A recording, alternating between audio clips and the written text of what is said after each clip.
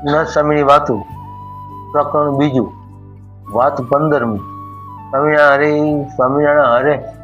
સ્વામીએ વાત કરી સંઘનું રૂપ કર્યું છે ભેગા રહે પણ સંગ ન કરે તેમાં ઉનાના શેઠિયાનું દ્રષ્ટાંત દીધું 60 માણસ ભેગા રહેતા પણ તેમાં સંગ તો સ્ત્રી પુરુષ ને છોકરો એ 3 નો હતો ભગવાનની સ્મૃતિ વિના જે થાય છે તે ખડ ખાય છે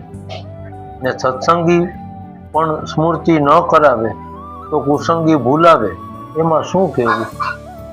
ને કામમાંથી પરવારી ને પ્રભુ ભજવા એવી તો કોઈ આશા રાખવી જ નહીં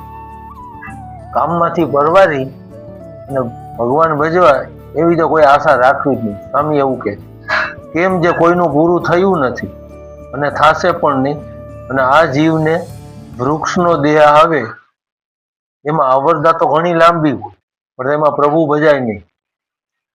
પશુ પક્ષીના દેહમાં આદિક દેહમાં આવે તેમાં પણ ન ભજાય અને મનુષ્ય દેહમાં ભજાય તેમાં પણ મોટે ઠેકાણે ન ભજાય ને ખાવા ન મળે તો પણ ન ભજાય રોગ થાય તો પણ ન ભજાય ઇત્યાદિ વિઘ્ન છે અને આ સર્વ વાતે સનુકૂળ છે ને તેમાં પણ પ્રભુ નહીં ભજે તો પછી કે દાડે ભજાશે મહારાજ કહે ગમે એટલી પ્રવૃત્તિ કરાવતા તો પણ એક પડખે પુસ્તક નિરંતર રાખતા ને હરે હરે કરતા ને આપણને શીખવતા અને મહારાજે કહ્યું હતું કે કેટલાક મોટાને તો પ્રવૃત્તિમાં ન ભળવું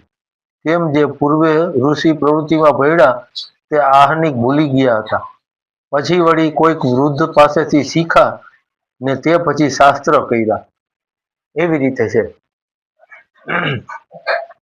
સહજાનંદ સ્વામી મહારાજની